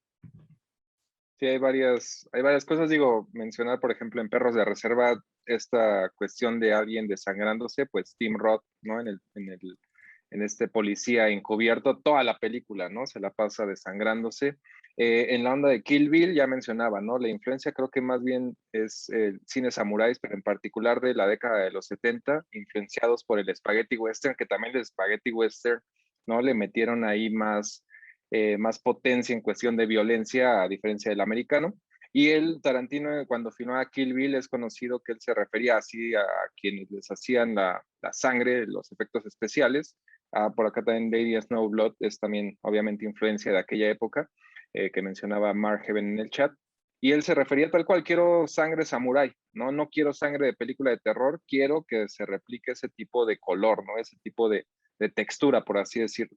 Y finalmente creo que también yo respeto mucho a Tarantino en ese sentido de que es de los pocos cineastas que no tiene pena en simplemente decir me gusta el cine violento, ¿no? Como que ver algo extraordinario en pantalla. Creo que no voy a mencionar nombres, pero hay varios jóvenes que me gustan sus películas, pero a la hora de justificar sí se van como explicaciones así, ¿no? De responsabilidad social y yo estoy hablando mal, perdón, siempre me refiero de manera positiva en ese sentido de que la violencia es mala, ¿no? Y como dando lecciones a la gente, cuando sabemos en el fondo que no, o sea, sí hay un deleite que todos tenemos, ¿no? En ver este tipo de películas, más allá de que creo que, bueno, en lo personal tiene así, creo que desde la secundaria no me he peleado, o sea, no soy un tipo bastante violento ni mucho menos, pero me gusta ver eso en pantalla, ¿no? Yeah. Muy bien, así como cuando hay un atropellado o hay un accidente y se hace muchísimo tráfico, porque pues todo mundo baja la velocidad no por precaución, sino por morbo para voltear a ver ahí si quedó la pierna, el brazo o el charco de sangre, porque a todos nos gusta y a todos nos provoca algo. Y ya que hablamos de esto, podríamos mencionar brevemente lo que son estos subgéneros cinematográficos, ¿no? Que tienen que ver con el slasher y con el splatter. Y podría ser un poco también con el gore, pero un poco las definiciones para ser como mucho más específicos, tácitos y claros. Digo, el gore para mí es todo lo que escurre, el splatter es todo lo que salpica. Entonces, si estamos hablando de sangre, tendríamos que hablar como de este subgénero del splatter, pero sin duda tendríamos que por lo menos hacer una mención y una referencia al tatarabuelo del cine gore y del cine splatter y del cine slasher, que tendría que ser este movimiento teatral que se dio en Francia, que se llamaba el Grand Guignol, y que eran obras de teatro que utilizaban vísceras y sangre de verdad dentro de sus escenificaciones y además toda una serie de efectos especiales adelantísimos para la época. Y entonces lo que sucedía es que pues la mayoría de la gente, ¿no? Tenía shocks nerviosos y ahí sí se desmayaban y ahí sí se morían de infartos, no como luego sale que en la sala de Cinépolis se murieron de un infarto viendo It, ¿no? Porque si hay una cuestión que es clara, es que nosotros los seres humanos somos animales y tenemos instintos y hay ciertas cosas que nos prenden los instintos. Si bien en una sala de cine, como dice Eric, él disfruta ver todo este asunto de la violencia, nosotros como seres humanos y como animales en el Gran Guiñol, cuando se utilizaba sangre de verdad, tú la puedes oler. Es como cuando vas a un mercado en Latinoamérica, ¿no? En México, y hueles el asunto de la sangre, ¿no? Tú como animal reaccionas ante eso. Entonces el Gran Guiñol, que utilizaba sangre y vísceras de verdad, era todo este ambiente donde tú olías el hierro, ¿no? Sentías la viscosidad de las vísceras y luego tenían efectos especiales muy particulares, como por ejemplo, y hay uno muy reconocido porque llegó la policía y arrestó a todo el mundo de que le habían cortado la cabeza a una señora y dentro de la obra de teatro y cayó la cabeza y rodó y todavía se movía y se le movían los ojos y resulta que era pues uno de esos como cochinitos de artesanía que venden en México que les metes una mosca y entonces mueve las patitas, porque era una cabeza de trapo, ¿no? Donde había una rata metida adentro. Entonces, pues cuando cayó la cabeza, pues la rata estaba de pésimo humor y se quería salir y todavía se movía. Entonces, el Gran Guiñol, movimiento teatral, siglo XVIII, siglo XIX, es el tatarabuelo del cine gore, el cine slasher y el cine Yo splatter. Vamos con Enrico Wood. Yo ahí quería agregarle un poco así lo que decía Eric, sobre todo esta gente, ¿no? Que critica como la sangre y las escenas de sexo en el cine, que es curiosamente para mí gente de izquierda que se comporta como de derecha, ¿no? Que se vuelven conservadores, o sea, son tan progresistas que se vuelven conservadores y que nos están regresando como una época del código Hays, es este código que plagó Hollywood por mucho tiempo y que hacía que las películas, de hecho, ¿no? Como lo dice el héroe de Eric, Quentin Tarantino, que también admiro mucho como director, que fueron las peores épocas de Hollywood creativamente, por eso, por la autocensura y también habían maneras creativas de tratar de algunos temas metafóricamente, ¿no? Pero vemos mucho la diferencia entre las películas de los 50, 50, llegando ya a los 60, como que ya empiezan a cambiar un poco las cosas. Y en los 70 vemos un gran cambio en la violencia en el cine, ¿no? Yo estaba hablando de los squibs hace rato y cómo explotaban, pues hay películas como Bonnie and Clyde, The Godfather, ¿no? Y obviamente Taxi Driver, que es puro cine setentero de los 70s, que ya empiezan a mostrar la violencia de manera mucho más realista, ¿no? Pero no como para tratar como de aleccionar a la gente, nada por el estilo. Es simple un retrato es arte, ¿no? No tenemos que clavarnos tanto en tratar de volver las cosas Plaza Sésamo. Muy bien, como siempre lo hemos dicho, si usted es un woke, si usted es un vegano o si usted tiene problemas con las corridas de toros, este es el momento en el que usted puede cambiar la estación o cambiar de canal e irse a un lugar donde lo acepten, porque para nosotros no es bienvenido. Vamos con Rafa Paz. Yo quería agregar hace rato que mencionabas Tokyo Gore Police, Pablo. Me parece una película increíble. Siempre, antes de esa había dicho que me gustaba ver, ¿no? Cualquier tipo de película, así que aguantaba. Pero gracias a eso descubrí que tengo una especial repulsión por las escenas donde la gente se corta las muñecas. Por alguna razón puedo ver cualquier cosa o sea, cualquier cosa en pantalla, menos que alguien se corte las muñecas porque algo me hace clic en el cerebro de manera extraña. Y también como completando lo que decía Eric, creo que le faltó mencionar de Tarantino esta famosa escena de Leonardo DiCaprio en Django Unchained, donde está tan metido en su actuación, y pues DiCaprio es actor del método, que en una de las escenas rompe un vaso y se le rompe la mano, se le corta la mano y empieza a sangrar de verdad, y la escena no paró, y es la escena que vemos en la película. Y pues ya para el comentario, quería decir también, y creo que se complementa con lo de Tokyo Gore Police, que disfruto mucho cuando los directores deciden hacer gore, que es gracioso, que la sangre se convierte en un elemento más de la comedia. Ya hablaban de Sam Raimi, que creo que es un maestro en ese sentido, pero una de las escenas que más me da risa es la de What We Do in the Shadows, esta película de vampiros de Taika Waititi, donde el personaje que él interpreta, que es un vampiro muy modosito, muy como de los 1800, pues se lleva a una chica a su cuarto para obviamente chuparle la sangre, pero no quiere hacer tiradero, ¿no? Entonces, cuando le muerde el cuello, pues obviamente la sangre explota y lo que está preocupado el personaje de Taika es que se le van a manchar de sangre pues como cubiertas que tiene en su sillón, ¿no? Que es así un sillón de toda la vida. Y pues eso, creo que es algo como muy chistoso y que por supuesto nunca pensamos que un vampiro se pueda preocupar por ello. Yeah. Pues justo con este comentario, ¿no? De las manchas de sangre, podríamos hablar de todo otro segmento dentro del cine, la literatura, y la cultura pop y del entretenimiento que no hemos tocado y que tiene que ver con sangre, que tiene que ver con todas estas series como, ¿no? Quincy o CSI, o ahora una que se llama La muchacha que limpia, que anda por ahí, que tiene que ver con todo este asunto de limpiar las escenas del crimen o descubrir a los asesinos a través de, ¿no? Lamparitas y echar luminol y poner luz negra y entonces ahí te da como todas las claves, ¿no? Y por ahí podríamos hablar de toda otra serie de películas que tienen que ver con sangre. Y esto me hizo recordar a un director que también de pronto tiene la sangre de manera particular y sabe en qué momentos utilizarla, que es Pedro Almodóvar. ¿No? Pedro Almodóvar, que también de pronto es muy visceral, y específicamente me acuerdo de un punto muy simpático dentro de la película de Mujeres al borde de un ataque de nervios, donde Pepa, que está interpretada por Carmen Maura, está revisando en la televisión un comercial que ella hace de un detergente que se llama Exe Homo, que es un detergente que ella es la madre del asesino de Cuatro Caminos, y entonces limpia siempre la sangre de la ropa de su hijo cuando llega a casa, y justo lo encontré, y entonces vamos a compartir el audio para todos los amigos que nos están escuchando a través de Ibero 90.9, y vamos a compartir audio e imagen para toda la gente que nos está viendo en Mórbido TV del comercial de Exe Homo, para que, si usted tiene un hijo asesino serial, ya sabe qué detergente puede usar. Hola, soy la madre del famoso asesino de Cuatro Caminos.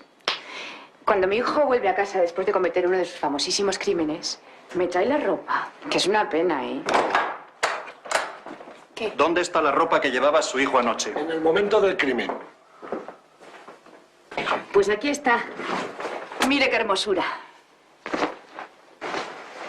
Ni rastro de sangre. Ni de vísceras. Parece mentira. Exe Homo. Parece mentira. ¿No? Y hay muchos ejemplos más dentro de la cinematografía de Pedro Almodóvar que podríamos hablar que tiene que ver con sangre. Pero sigamos en nuestra siguiente ronda, y también hay otra cuestión de la que no hemos tocado el tema en particular, que tiene que ver con la sangre ya como método de selección, ¿no? Como división social, con cuestiones jerárquicas y de estatus. Y sin duda una película en la que yo pensaría sería en Gattaca, ¿no? Donde ya a través de tu sangre te determinan para dónde vas, y pues hay un personaje que se tiene que estar poniendo, ¿no? Mini bolsitas de sangre en el dedo todos los días para poder entrar a su oficina a trabajar. Vamos con Enrico Wood. Ahora que estamos hablando de ciencia ficción y sangre especial, ¿no? Pues claro, me remito ahí a Alien de Ridley Scott, y bueno, claro, en Aliens con James Cameron, pero sobre todo, no es nada más la escena en donde el chestburster sale del pecho ahí de William Hurt y embarra a todos sus cuates, que una de las historias de detrás de cámaras es que no les avisaron a los actores que iban a usar ese tipo de sangre y esa cantidad de sangre, y que iba a salir a chorro, y que esa cara de consternación de todos es real porque a todo mundo los embarró, ¿no? Pero también el hecho de que la sangre de estos xenomorfos es ácido, ¿no? Este mecanismo de defensa que tienen, pero que supuestamente basado en la ciencia, es que no tienen estómago los xenomorfos, sino que todo alimento, proteína que ellos digieren, obviamente estoy hablando de la carne humana, es disuelto inmediatamente dentro de sus venas, ¿no? Y con este ácido. Pero también este ácido lo que hace es que es un mecanismo de defensa genial, porque si les metes un tiro o algo, explotan y te llevan con ellos, ¿no? Esto es algo que se usa más en Aliens, de James Cameron. Los Marines llegan aquí armados hasta los dientes y se creen muy salsa, se creen, ¿no?, que tienen la ventaja militar, y sí, de una u otra manera logran matar a varios de estos xenomorfos, pero es increíblemente peligroso ver cómo los xenomorfos explotan y se los llevan con este baño de ácido, ¿no?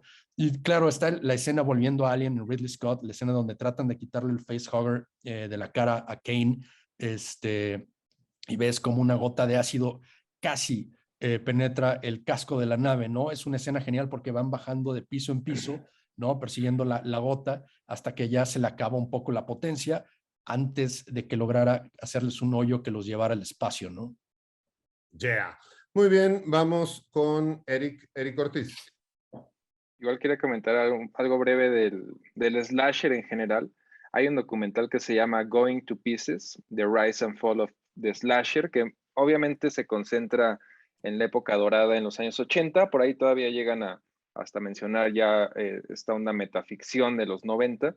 Y no recuerdo exactamente qué he entrevistado, pero creo que es una gran como cine, que hoy en día creo que sí, de pronto, ¿no? Están muy a la mano las justificaciones de por qué nos gusta este tipo de cine ultraviolento. Y él decía que era algo hasta progresista en el sentido de que obviamente los seres humanos, ¿no?, tenemos una naturaleza violenta que se ha ido componiendo, ¿no?, con la onda civilizada. Y él decía que ver películas de terror y ver películas violentas era la evolución a ir a un coliseo, ¿no? A ver, pues gente, gladiadores matarse entre sí, ¿no? Es algo natural, es algo parte de la historia humana, nada más que obviamente ya no hay violencia real, ¿no? En el cine creo que es una buena justificación, y por ahí también anda Amy Holden, la directora de Slumber Party Massacre, le da ahí su cachetada merecida a Roger Ebert, ¿no? Que Roger Ebert era como este aliado feminista antes de que existieran los aliados feministas, ¿no? En los años 80, un tipo, no sé por qué lo adoran tanto, sino era un woke en esa época, y él siempre tachó de misógino al slasher, y esta directora mujer le mencionaba, pues ve al cine, si vieras ¿no? Si no fueras a funciones de prensa y vieras la gente que está viendo el slasher, hay muchas mujeres que lo están disfrutando y al mismo tiempo no se ponen en el lugar de la víctima, no es que estén apoyando a los asesinos, ¿no? Entonces, ese documental está bastante bueno. Yeah. Muy bien, Rafa Paz. Pues siguiendo con las películas que usan la sangre para cosas chistosas, creo que vale la pena mencionar Piraña 3D, este remake, bueno, semi-remake de la película que hizo James Cameron, que también, bueno, en algún momento James Cameron dice que no es su película, pero que en el 2010 se estrenó Alexandre Aya y que continuamente usa la sangre para cosas chistosas. Creo que la escena que más litros de sangre usa es esa donde las pirañas por fin se liberan de la gruta donde viven y llegan a la playa donde están todos los bañistas, ¿no? Viviendo su spring break, y se empiezan a comer a todos, y está por ahí Eli Roth como el animador de la fiesta, soltando frases chistosas y diciendo tontería y media, y pues obviamente todos los bañistas empiezan a morir uno a uno, y esa playa que estaba llena de gente divirtiéndose y con agua azul y cristalina termina roja, con una sangre concentrada y obviamente imagino coagulada, y que debe ser una de las mejores películas que supo usar el 3D en esa ola que se dio a finales a finales de la primera década de los 2000, y eso creo que debe ser todavía una de las mejores películas de Alexandre Aya. Yeah. Muy bien, yo sin duda mencionaría también dentro de películas de terror sangrientas con escenas clave, Nightmare on Elm Street, donde pues está el personaje interpretado por Johnny Depp, muy jovencito, ahí en su cama, ¿no? Con lo que pues él considera una televisión portátil, que era muy simpático el concepto de televisión portátil de la época, y como licuadora lo licúan y sale todo un chorro de sangre hacia el techo. Pero como Radio Mórbido y el proyecto de Mórbido en general es un proyecto que también tiene una responsabilidad social, y nosotros siempre estamos al servicio de la comunidad del terror, ya que a todos nos gusta tanto el tema de la sangre y las películas sangrientas. Creo que vale la pena mencionar el asunto de la donación de sangre.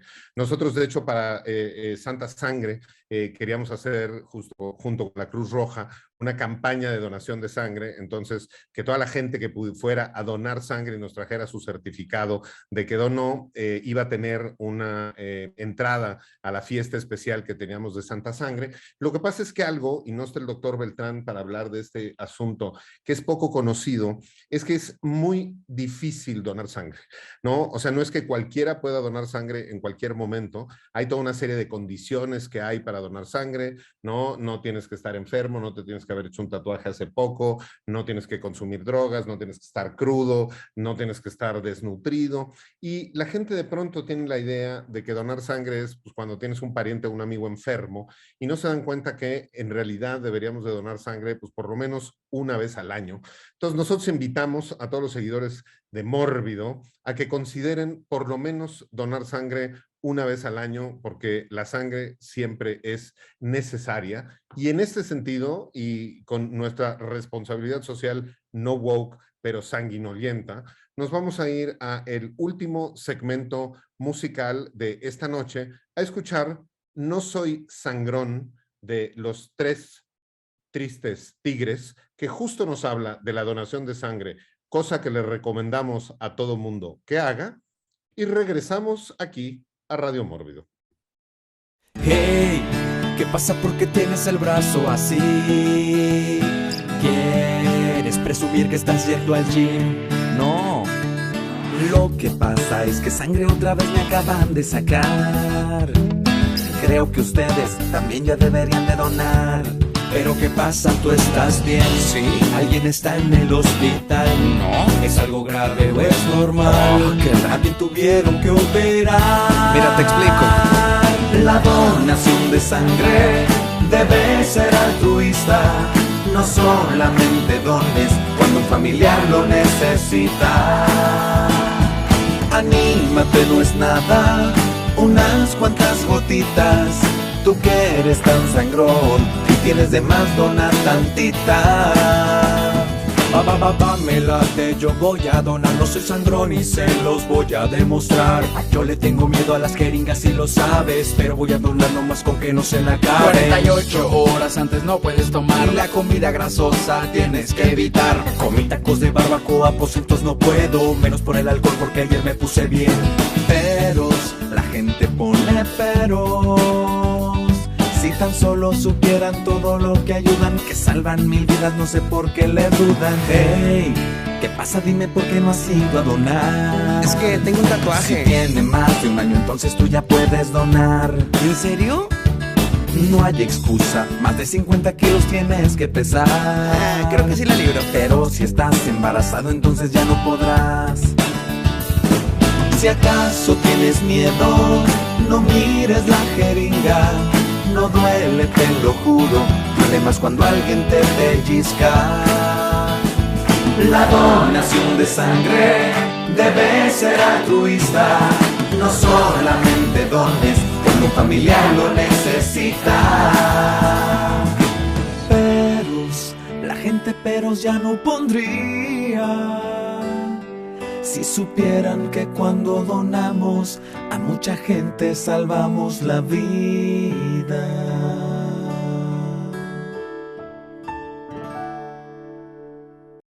Y estamos de regreso en Radio Mórbido después de nuestro segmento Lame, sí, sin duda, pero de servicio a la comunidad.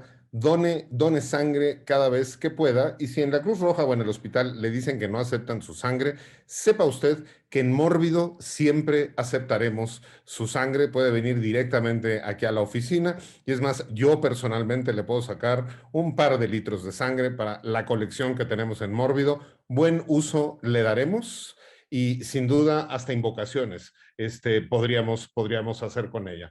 Vamos a nuestra siguiente ronda, ¿no? Y yo empezaría la ronda o terminaría la de la donación de sangre diciendo este punto que yo no entiendo de los testigos de Jehová, que no les puedes, o sea, no pueden tener transfusiones de sangre aunque se mueran. Pero además los testigos de Jehová creen que hay un número limitado de boletos en el cielo, ¿no? Entonces todo el tiempo están tratando de ser uno de los que quedan. Pero de hecho yo estuve a punto, ¿no?, de hacer una película una vez de un testigo de Jehová que se acabó casando con la enfermera que lo cuidaba, y todos los debates que tenían acerca de las transfusiones. La sangre sigue provocando pasiones sin duda. Vamos a empezar esta ronda con Enrico Wood. Bueno, habías mencionado muy al principio del programa The Midnight Meat Train, que está basada en la obra de Clive Barker, y obviamente también no se nos podía ir una obra de Clive Barker donde la sangre es el catalizador, ¿no?, del plot, que es Hellraiser, ahí donde el buen Frank, que anda ahí experimentando con la configuración del lamento, pues invoca ahí a los Cenobites que le dan un paseo ahí por los placeres y los dolores de su dimensión, y lo poco que queda de él es su corazón, ¿no? Debajo de las láminas ahí de su casa. Y una gota de sangre de su hermano es lo que lo revive, ¿no? Se empieza a formar, es un efecto genial, ¿no? Empieza a regresar a la vida el cuerpo de Frank, y Frank lo que le pide a su amante, que es la esposa de su hermano, es que le dé sangre para que se pueda seguir regenerando, ¿no? Entonces, no es que sea como, no es un vampiro realmente, pero sí requiere de la sangre para poder volver a la vida. Y mucha gente cree que Pinhead es como, ¿no?, el villano principal de esa primera entrega de Hellraiser, pero realmente, objetivamente, es Frank, ¿no? Y los Cenobites son más como estos cuates a los que les debe lana, o más bien actúan como si le debieran lana, por haberle dado sus servicios como de prostitutos dimensionales, y no salen sino muy hasta el final a cobrársela a Frank con estos ganchos que utilizan, ¿no?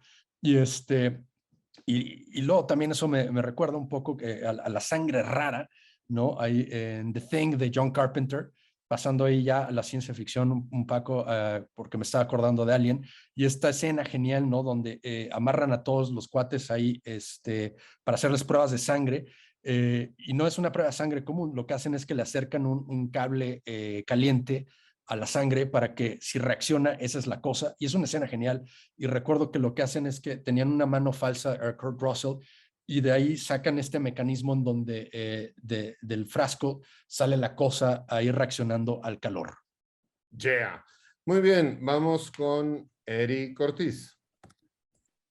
Quería mencionar una película que se llama Blood Quantum, que entra totalmente en el subgénero del cine de zombies, pero a la vez habla el título, tal cual es una referencia. Ahorita que mencionaban la idea, ¿no? De la sangre como una suerte de clase o algo por el estilo. El término Blood Quantum en Norteamérica es cuando el gobierno, la gente blanca, sobre todo, obviamente, a las comunidades indígenas les empezaron tal cual como a determinar, ¿no? ¿Cuánta sangre indígena tú tienes para que sí seas parte, ¿no? De estas. En Canadá es una película canadiense situada en una reserva de las primeras naciones, pero el gobierno los empezaba a tal cual como a elegir, ¿no? De tú eres tanto, tú sí tienes tanta sangre indígena, tú sí, ¿no? Entonces ellos lo sentían como muy racista en ese sentido de que pues ellos elegían, ¿no? A quienes eran miembros de su comunidad sin importar cuánta sangre. Y digo, a partir de esto la película se llama así porque, pues tal cual, no es una película de zombies, pero situada en una reserva nativa y que de pronto te toca este tema y, ¿no? En algún punto entrevistar a los actores y decían eso, que de pronto el cine de género sirve para esto, ¿no? En esta onda siempre mencionamos lo woke y demás, pero en general sí es importante, ¿no? Esta representación y sobre todo si es una gran película muy sangrienta, también incluso muy tarantiniana, hay varias referencias, hay un tipo nativo, un viejo que usa una espada samurái y anda ahí despachando zombies, entonces muy entretenida, violenta, sangrienta, pero es igual, tiene esta onda importante, ¿no? De los indígenas. Sí, de hecho, a ver, este asunto, retomando el asunto de la sangre de colores, ¿no? Y de la sangre como estatus, hablamos ahorita, ¿no? De esto de cuánta sangre nativa tienes o no para ver si puedes estar en la reservación o no. Lo hicieron los alemanes durante la Segunda Guerra Mundial, de cuánta sangre judía tienes. En la colonia también dependía, en la colonia en México también dependía con quién te habías mezclado para ver qué tanto se había diluido tu sangre y qué tan español o no eras. Podríamos incluso hablar del asunto de la sangre azul, ¿no? De esta adjetivización cromática de la sangre, de cómo la nobleza y la gente de cierto estatus se consideraba que tenía sangre azul, como de pronto a los indios norteamericanos de manera despectiva les dicen red, así como a los negros les dicen black, de pronto también les dicen red, y entonces hay todo un asunto ahí de racismo.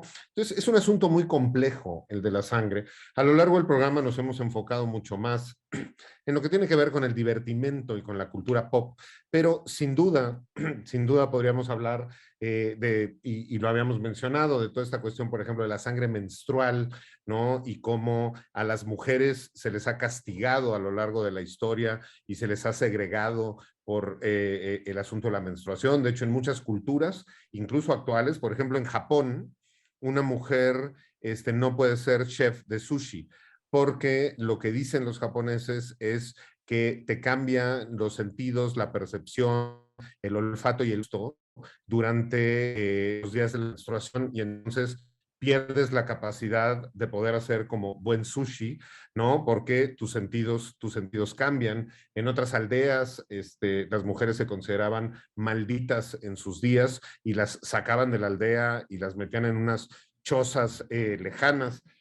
Hay toda una cuestión que tiene que ver con la superstición, de cómo durante esos días eres susceptible a que se te metan los demonios, ¿no? Entonces también la sangre y el sangrar ha servido para como un elemento de control, ¿no? Y sobre todo como un elemento de control del hombre sobre las mujeres. Podríamos hablar también de todo lo que son las enfermedades que hay alrededor de la sangre. no como la porfiria, y podríamos hablar ahí de esa relación con el vampirismo y todo lo demás que hay alrededor de este asunto. Entonces, de la sangre podríamos seguir hablando durante mucho tiempo, ¿no? Y de elementos, además, ¿no? Más formales y más serios sobre este elemento que es el que nos mantiene en vida. Pero sigamos navegando en la cultura pop y vamos con Rafa Paz. Siguiendo esta línea de seriedad, yo digo que sí nos debemos de tomar muy en serio lo de las transfusiones de sangre, porque solo por dar un ejemplo, bueno, Isaac Asimov, que es este gran escritor de ciencia ficción, pues contrajo VIH porque en una operación que le hicieron en los 80, en la transfusión que le pusieron, era sangre infectada con VIH y pues a partir de eso ¿no? lo tuvo toda su vida hasta su muerte, creo que en el 93, si no me equivoco. Y siguiendo esta línea un poco más seria, pues quería recomendar un documental que se llama The Inventor, Out of Blood in Silicon Valley, que si han seguido las noticias, pues es un caso bastante famoso sobre una muchacha que se llama Elizabeth Holmes, que tenía más bien fundó una compañía que se llama Theranos y que era famosa porque su propuesta era crear una especie de máquina muy pequeña, una especie como de fotocopiadora, que pudiera hacer análisis de sangre con solo una gota, ¿no? Y incluso inventaron una ampolleta con la que en teoría se hacía la gota, y lo que sigue el documental es, bueno, no solo la transformación de Elizabeth Holmes, de esta mujer pues frágil que estaba en la universidad y que dejó la universidad en Stanford, si no me equivoco, para seguir el sueño como de ser Steve Jobs y de ser el próximo Mark Zuckerberg. Y pues no solo defraudó a mucha gente, sino que la famosa máquina que la iba a convertir en la nueva Tomás Alva Edison, pues nunca funcionó y la mayoría de los resultados se conseguían en otros laboratorios y sobre todo lo que nunca funcionó era solo hacer los análisis con una gota de sangre, porque bueno, no está el doctor Beltrán, pero es imposible hacer, ¿no? Al menos en este momento análisis de sangre precisos solo con una gota. Entonces, si están pues metidos en el chisme, ¿no? Porque es un caso muy, muy interesante y quieren saber un poco más de por qué esta mujer está en las noticias y próximamente será interpretada en cine por Jennifer Lawrence, pues busquen este documental porque creo que es un caso muy, muy interesante. Yeah. Muy bien, vamos con Eric Ortiz. Pues igual digo, ahorita que mencionaba Pablo lo de la sangre menstrual, y en un tema un poco menos serio en el sentido de que tuve que buscar de hecho el título, porque hace un par de años tuve la chance de participar en ayudar a los de Fantastic Fest a su programación, y ahí fue donde vi la película, y en realidad creo que nunca se estrenó. Se llama The Metamorphosis of Ismalia Ba, ya ni me acordaba bien el título, pero bueno, es una película de vampiros donde nunca había visto una escena tal cual. Son una pareja de lesbianas y recuerdo que le dice, repito, en este tono humorístico de que, bueno, hoy no tengo a mi dealer de sangre, pues préstame uno de tus tampones usados, ¿no? Y repito, es de los momentos más así extraños e hilarantes que vi en esa serie de películas del Fantastic Fest. Lamentablemente la película, repito, quién sabe qué le habrá pasado en cuestiones de distribución, pero lo quería mencionar en esto de los vampiros. Y también digo, ya había, a lo largo del programa se mencionaron varios detalles como diferentes en el cine de vampiros, y quería destacar también esta de Solo los amantes sobreviven, donde tal cual en un punto esta Tilda Swinton le da al protagonista una paleta como de hielo, pero hecha de sangre, ¿no? Como su postrecito así, y se lo comen y todo. En esa película también se toman la sangre como, en esta misma idea, ¿no? Como alcohol, como vino, y lo disfrutan un montón. Es casi como una sensación de orgasmo lo que intenta aparentar ahí Jarmusch. Hemos mencionado que no nos gustó su película de zombies, de Dead Don't Die, pero a mí sí me gustó bastante su película de vampiros. Yeah. Pues otra película que de pronto, ¿no?, nos muestra escenas sanguinolentas y que de ahí se forma toda una serie de cuestiones que me acordé ahorita, es una película de un par de directores que se llaman The Blaine Brothers, que se llama Nina Forever. Y que la película es de una novia y un novio. La novia muere trágicamente, y cuando él tiene una nueva pareja, justo en el momento que están empezando a tener una relación sexual, nosotros vemos en pantalla una mancha de sangre sobre la sábana, ¿no? Lo que nos puede remitir a la pasión, al sexo, a lo que estaban haciendo. Pero entonces esa mancha empieza a crecer, se empieza a humedecer toda la sangre, toda la sábana, la sangre se vuelve, la cama se vuelve una tina de sangre, y de ahí como en Hellraiser se va formando el cuerpo de la exnovia, y la película es como muy peculiar porque acaban en un ménage à trois, ¿no? Y entonces una relación de los tres, la fantasma que aparece cada vez que tienen sexo a través de corporeizarse con la sangre, y ya hacia el final de la película, pues más bien las dos chicas deciden que para qué quieren al chico y se deshacen de él. Nina Forever, de los Blaine Brothers, una película que también tiene ahí un elemento muy, muy interesante y particular con la sangre. Vamos con Enrico Wood, últimos comentarios. Claro, yo quería hablar ya por último de un gran maestro del cine que para algunos es lame, ¿no? Para mí es indiscutible uno de los maestros, Spielberg. Steven Spielberg, mucha gente cree, se acuerda nada más de E.T., cosas por el estilo, pero tiene unas películas muy violentas, muy agresivas. Tiburón está repleta de sangre, obviamente. Riders of the Lost Ark, los tiros en la cabeza se ven por ahí, a la gente la atraviesan con picos. De hecho, la clasificación PG-13 existe porque le arrancan el corazón a alguien en Temple of Doom. Jurassic Park, la primera también, es bastante violenta. Obviamente, Saving Private Ryan, Rescatando al Soldado Ryan, según mi abuelo, que era veterano de la Segunda Guerra Mundial, me dijo que era probablemente la película más realista de guerra que había visto en su vida. Y después pasas a cosas como Múnich, ¿no? Entonces, Spielberg también tiene ahí su lado bastante sanguinoliento. Y ya por último, mis últimos comentarios, pues como ahí viene Matrix Resurrections, pues no se les olvide que tal vez mueres en la Matrix, pero tu cuerpo lo hace real. Entonces, estas escenas en donde cuando les pasa algo en la Matrix mortal o son heridos de gravedad, empiezan a vomitar sangre o empiezan a manifestar en su cuerpo las heridas que sufren en la Matrix. Yeah, muy bien. Eric Ortiz. Últimos, igual otra película reciente de vampiros que vale mucho la pena, apenas anda circulando en festivales, seguramente la veremos hasta 2022, es esta de Todas las Lunas, una película vasca, donde igual, digo, hay varias cuestiones que me interesaron, pero la idea de que nunca había visto, creo, en alguna película, la idea de los vampiros, de cómo consiguen su sangre, ¿no?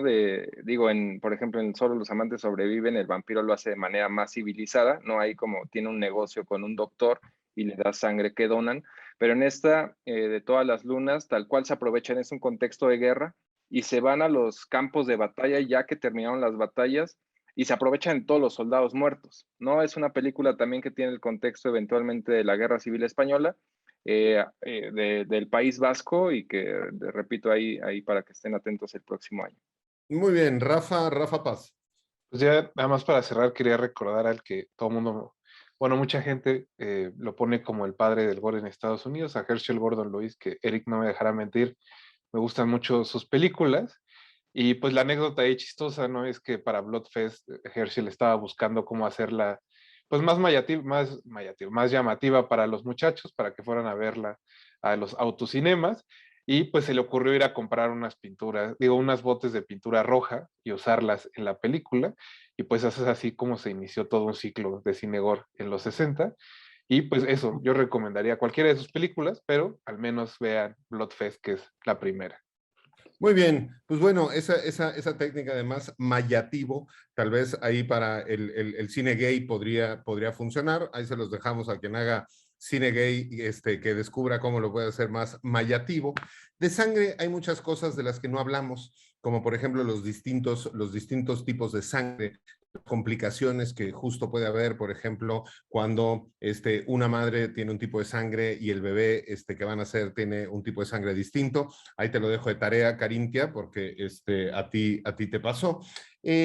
Tampoco hablamos de todo el asunto que tiene que ver con la sangre de las vírgenes, ¿no? Y todos estos sacrificios que hay tanto en las películas mexicanas, ¿no? Como La momia azteca, La cabeza viviente, la no sé qué, o todas las películas donde las sectas tienen que secuestrar a una virgen para sacrificarla a los dioses. Y en este sentido de los sacrificios a los dioses es la nota y el tono con el que acabamos el programa de hoy y con el que nos remitimos, como siempre, a la canción, ¿no? Con la que cerramos el programa, esa que nos remite a la gran Tenochtitlán, al momento fundacional, donde en ese islote, en medio de ese lago, se postró esa águila en ese nopal para devorarse a esa serpiente, y ahí se fundó el gran imperio azteca, donde después se construyeron grandes templos en los que escurrió la sangre de todos los sacrificados para tener contentos a nuestros dioses antiguos. Y ahí, recordando a Mictlantecutli, a Xipetotec y a todos los demás, es que nos despedimos y les agradecemos a todos por un Radio Mórbido más, el tema de la sangre desde la Gran Tenochtitlán. Y como siempre, ¡viva México!